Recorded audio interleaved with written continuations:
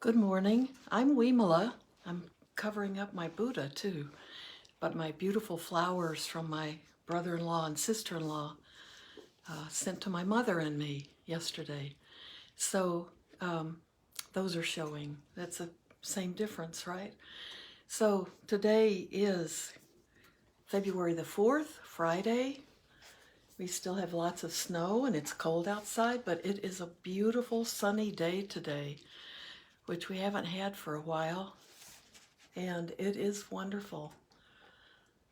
It just brings energy, doesn't it? That energy well, you can feel it. It's like, just let it get into my eyes, let it just be present.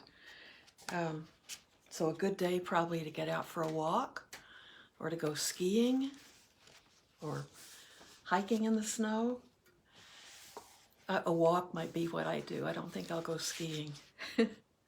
So we're going to continue with Wisdom is Bliss. We're in the last section, and it's some of this on samadhi, realistic samadhi. Samadhi is that sometimes called folk concentration, but I like stability of mind better.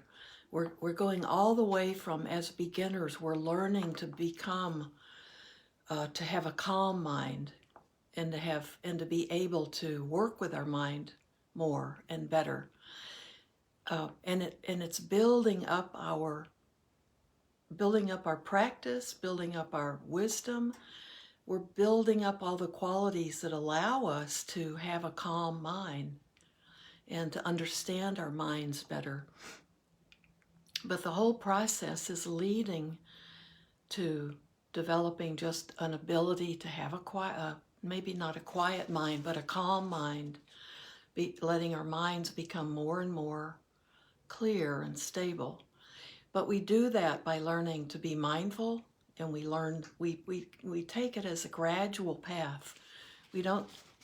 It's not something that the majority of people can just jump into and all of a sudden be in jhana states or be in completely concentrated states. So sometimes we set up our expectations and then we're disappointed if we can't do it right away. So when we get to in the Eightfold Path, the eighth step, and of course we're continually going round and round with the 8 steps. We're not following the 8 and then stopping or anything. We keep working the path, and every time we're working the path, we're going deeper and going into the supramundane as opposed to just the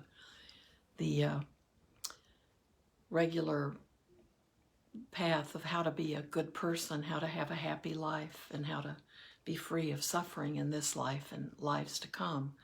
But we're going deeper and deeper into that path that liberates us. So we're always working the path. We never we never grow out of it. But this chapter on realistic samadhi is really opening some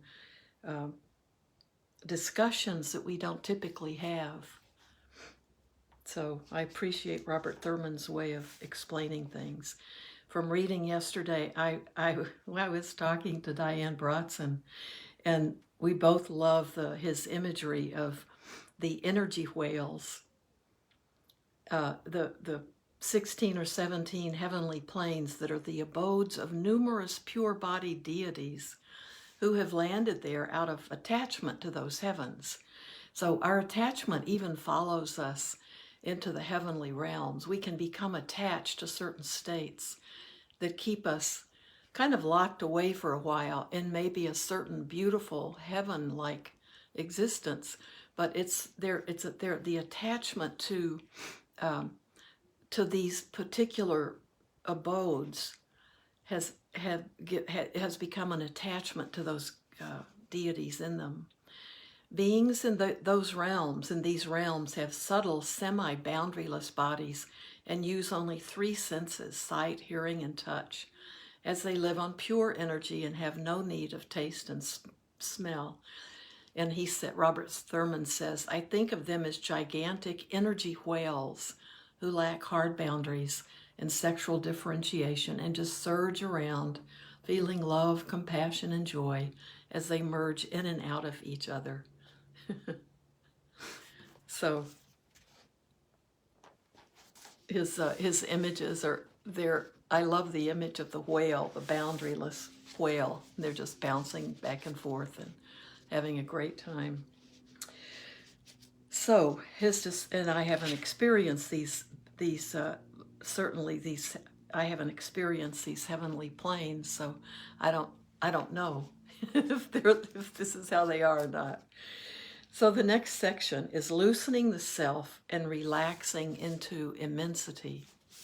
So everything we're listening to, everything you listen to as I'm reading from this book, I'm in the Theravada tradition, and that's where my experience and knowledge has been most solid.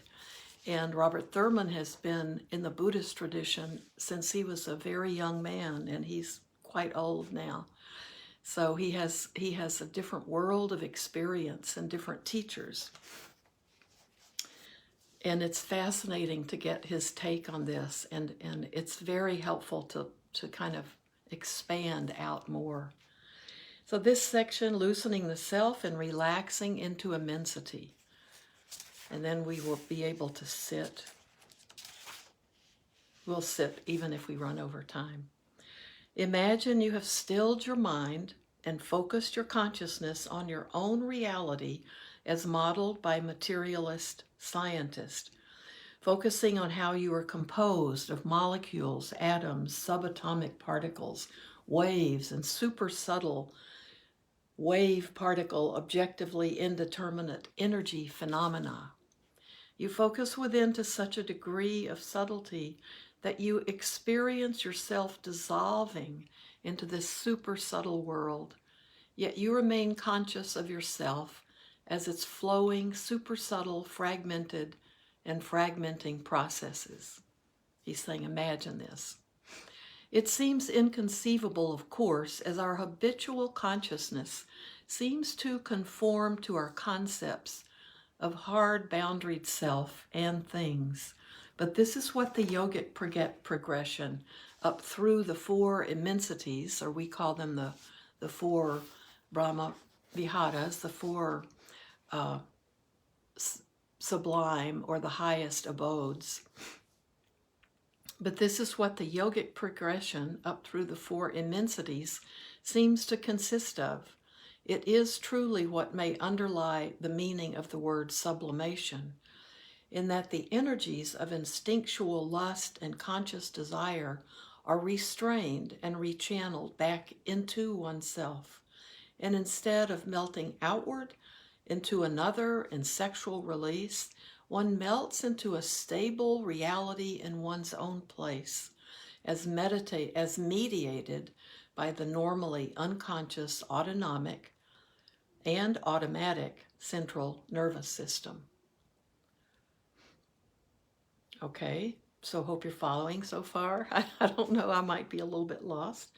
A key point here is that the immensities are not experienced as another place into which the yogi or yogini, and their yogi and yogini are just terms for people who are meditators.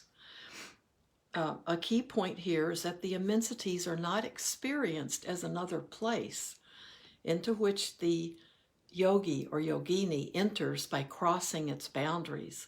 They are experienced as the uttermost inner essential being of where the yogi or yogini is present, the actual presence of the yogi or yogini. The mind, having felt related to ever more subtle, sublimated levels of embodiment, moves into a sense of disembodiment, which at each level is perceived to have always been its own essence, as well as that of all other beings. The immensity of equanimity, and that's that stability, that balance, brings you to the event horizon of departing completely from any sense of embodiment whatsoever, where your one-pointed concentration turns into a formless trance state of complete dissolution of any sense of mass.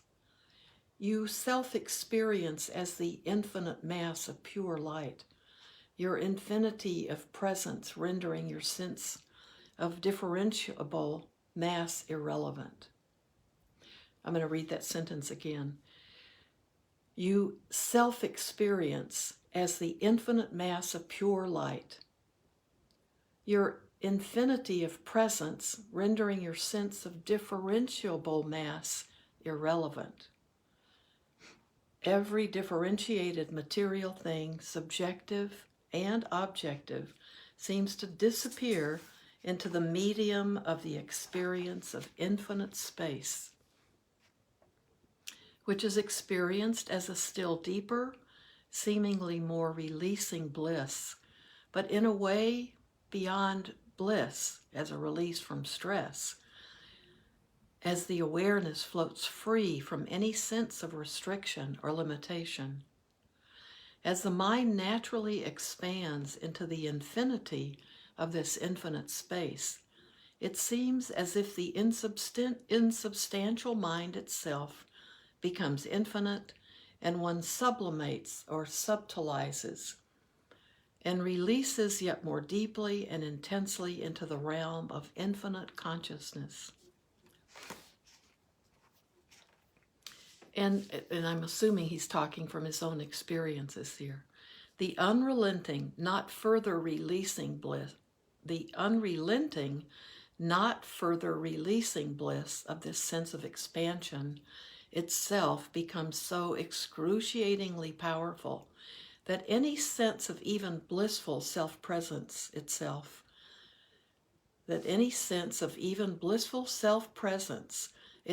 seems a kind of imprisonment, and one moves through a kind of ego terror into the experience of the medium of seemingly nothing whatsoever, giving up any sense of presence within the bliss of letting self-expression go completely into an experience of nothingness, a kind of consciously sought unconsciousness. And finally, the sense of infinite, eternal unconsciousness at the most super subtle level itself seems somehow limited and exclusive, and one goes to the ultimate level of subtlety into the medium, an experience of neither consciousness, into the medium and experience of neither consciousness nor unconsciousness. The four immensities and the four bodiless trances are themselves called the 8 planes of sublimational contemplative achievement. And the yogini or yogi who achieves these experiences for real is considered a master contemplative. Buddha himself is depicted as ranging up and down or in and out of these 8 states during the various versions of his demonstration of corporeal death. So at his death, as he was dying, he was going in and out of these different states of the jhanas. His final departure from the body, in all accounts, in the great total nirvana discourses, the Mahaparinirvana Suttas, in either Sanskrit or Pali, these are the same, occurs when he is at the event horizon between immense embodiment and disembodiment.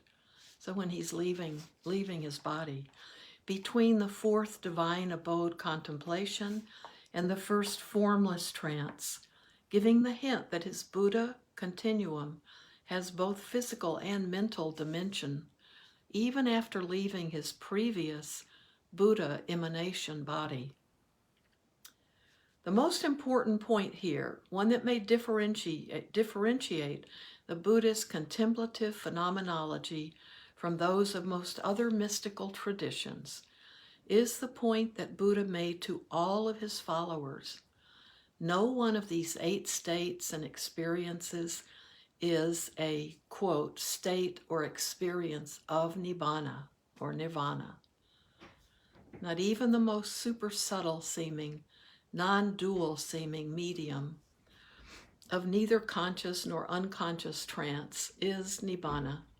It is not liberation. It is not the final relief from suffering that is Buddhahood. A Buddha is definitely a master of all 8 states, but not a terminal dweller in any one of them. This is the important part. As none of them is the ultimate reality of all things, from which a Buddha is by definition never apart. Rather, a Buddha is defined as someone who is present in all these states and in all other desire realm states simultaneously, active everywhere out of compassion for other beings still feeling caught in the trap of suffering. Buddha allowed his individual vehicle students to imagine that Nibbana was just such a state beyond the gross physical reality of the desire realm and beyond even the more subtle pure form realm, divine abodes, beyond even the formless media, and maybe something like a state of seeming total obliteration, maybe something like a state of seeming total obliteration of presence, a kind of 9th state beyond the 4th formless medium. He put them into the paradoxical situation of not equating Nibbana with any kind of formless state, yet allowed them to think of it as something other than the relative world, to think of it that they perceived as pure suffering.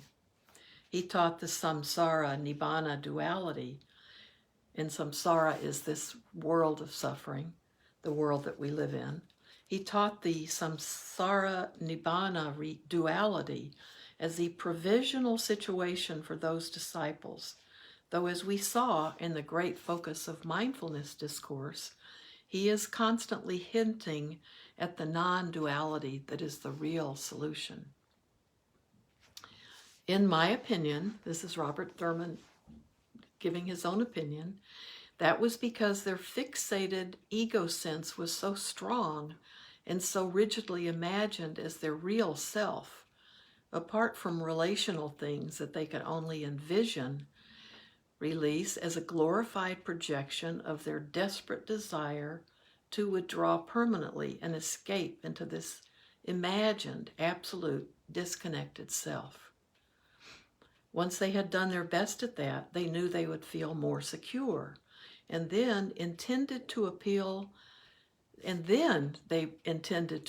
to their subtle and refined intelligence to recognize that the seemingly separate absolute could not be absolute, since they had related to it by entering it experientially. This then brought them back into contact with the more challenging quest of maintaining the natural bliss of relief while remaining infinitely interconnected with everything, which is defined as the fully awakened condition of Nibbana. So if that was way beyond where your practice is, which it certainly is beyond the level of my practice, don't worry about it. I think he's really trying to say that even in those early days, the Buddha was having to work with the egos, with the people he was teaching, and they had such a fixated ego sense that was so strong and so rigidly imagined as their real self, apart from relational things that they could only envision release as a glorified projection of their desperate desire to withdraw permanently and escape into this imagined absolute disconnected self. So he had to understand that they had to go through all of that, and then finally could realize that it's letting go of the ego completely when we are able to see our connections to everything, and then that's true Nibbana. So that's even these things that I know Robert Thurman may be talking about from his own experience and may be very different from what I'm used to reading about and talking about. His writing is beautiful, and there is that sense in there of, okay, that deeper understanding that Nibbana is this letting go of these five aggregates. We always say the five aggregates: form, feeling, perceptions, mental formations, and consciousness. Those are all things that are hold us together, as what we think of as me, mine, who I am. That's where all the suffering is. That's what keeps us bound in these cycles of life after life. And it's only when we're ready to let go of that sense of ego where we're fully liberated. And so I think that's the ultimate, the truth of the Buddhist teachings. And I'm loving being able to tap into the way Robert Thurman thinks about it. And he explains some of it, I'd like to say, like, don't worry about, some of the things he's saying, because all of us probably need more experience with our meditation to even experience some of those states. But I appreciate the beauty and the depth of his of his writing. So, but it seems to always come back with each section to the same truths that we talk about and understand in our own tradition. So I love how it's connecting, very connecting with it's connecting us with our other Buddhist families, who have different, maybe when we listen to someone talk who practices Tibetan Buddhism or Zen or other form of Mahayana Buddhism, we may think, I don't think that's what I've heard people talk about. We can begin to see and really understand that it's all coming back to basically the same person, and the teachings, not of a God, but of a human that helped us is helping us crack that cosmic egg, right? So why don't I'm sure our time is about up, but let's sit a little bit and just sit with the immensity of what Robert Thurman is talking about. But sit with it at your own level. And that level may just be, okay, my eyes are a little bit more open every day to seeing the connection with everything. That might be your intention for the day, to just so I'm watching, I have only 2 squirrels today, and one's chasing the other one away. I have to go buy more sunflower seeds. But can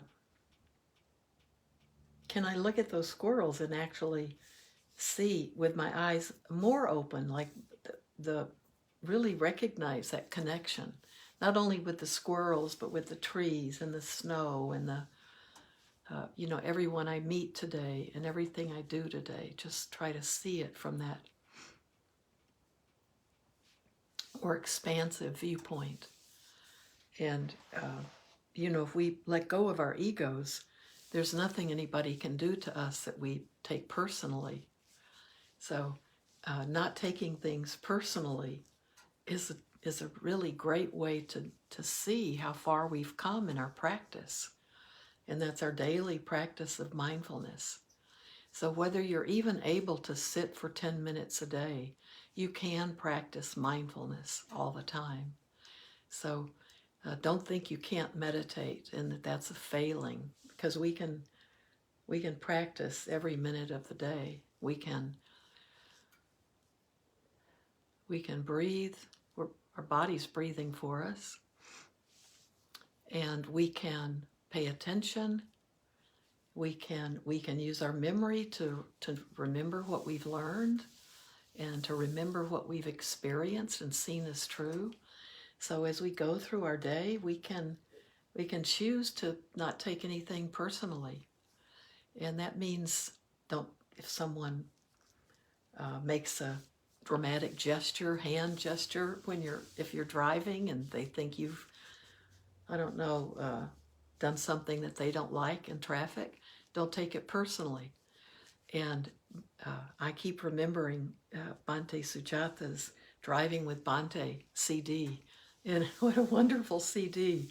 I was driving a few times with my brother in Tennessee, and he tends to be he's a safe driver. I feel really safe when he's driving, but he tends to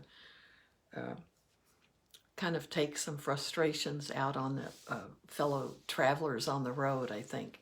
And I'm not used to even driving I'm not used to being a passenger in the car a lot of the time. But I kept thinking how much I would love to have just pulled. I didn't have one with me, but I wish I could have gifted him with Bhante Sujata's CD. So probably still need to do that. I don't know how kindly he would accept the offer, but I know his wife would appreciate it. So, because Bhante is talking about all those things, if we can practice driving mindfully, what an incredibly strong, profound practice that would be. So we don't take those holes in the streets and those bad traffic and other bad drivers. We can learn how to not take it personally. And we have to learn it over and over again. So why don't we just sit with how we can expand our mindfulness and begin to think of it eating away at this concept of me, mine. This is mine. This belongs to me. This is me. This identifies who I am. How we can just start with letting things go and not taking things so personally.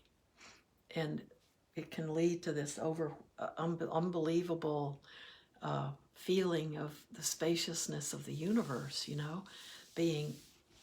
we can just melt into it. So my two squirrels and I could see that connection in a totally different way. So we work at it at our own level, but let's just sit for about 5 minutes together. Be aware of the body breathing.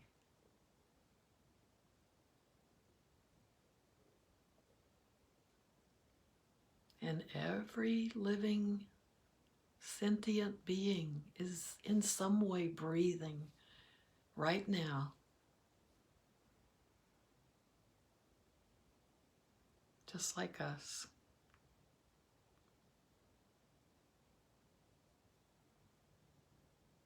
That body is taking in something and releasing something in exchange.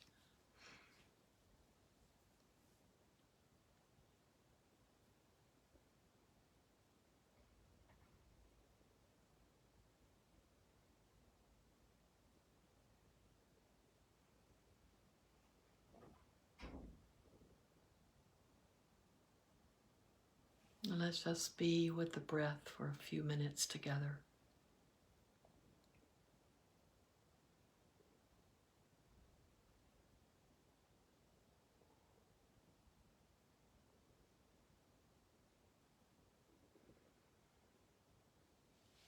Feel your chest open up.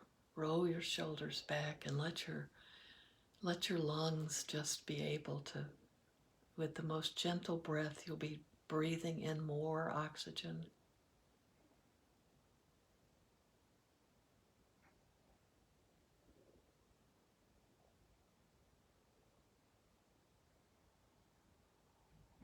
And then relax the body. You can do that with an open chest. Don't feel stiff.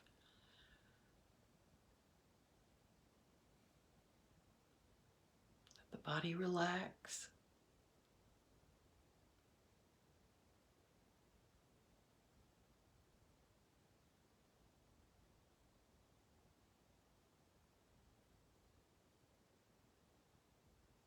And stay with each breath.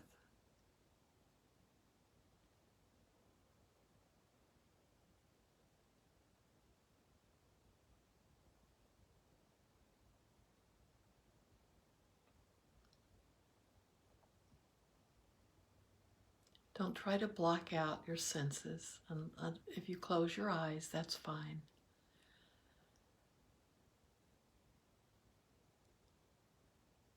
But you can have your senses open.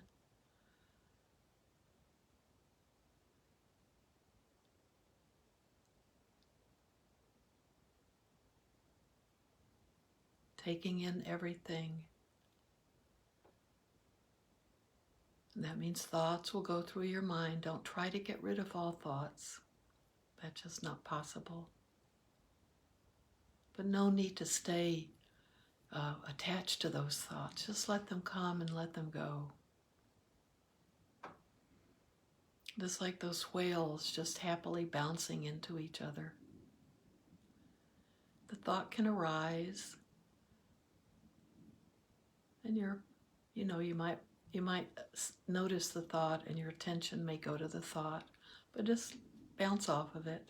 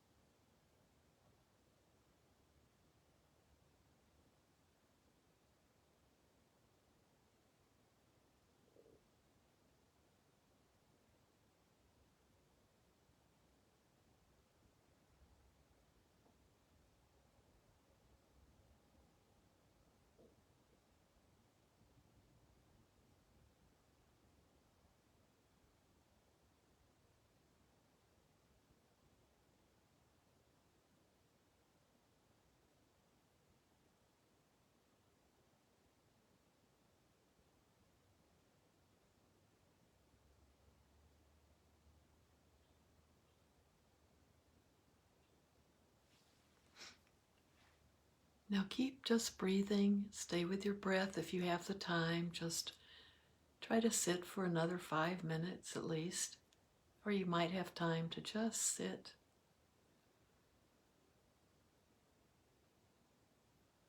But may everything we do and think and say today be done not only for our own benefit, but for the benefit of all living beings everywhere. Not only on this planet, but all around us and all through the universe.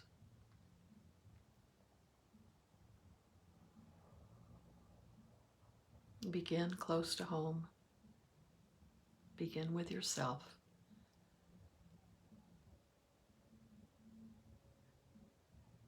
May you be well. May you be happy and experience joy. May you feel safe, and may you be at peace. And I'll see you again on Sunday morning.